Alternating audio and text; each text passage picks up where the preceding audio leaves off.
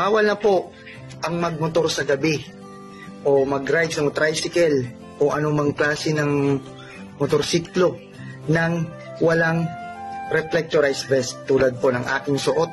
Tama po kayo na narinig. Bawal na po ang magmotor sa gabi nang walang suot na reflectorized vest katulad po nito. Kung ikaw po ay nagbabalak na dumaan sa national at provincial road, ay kailangan po natin magsuot ng reflectorized vest. Ito ay sa pagitan ng alas 6 ng gabi hanggang alas 6 ng umaga.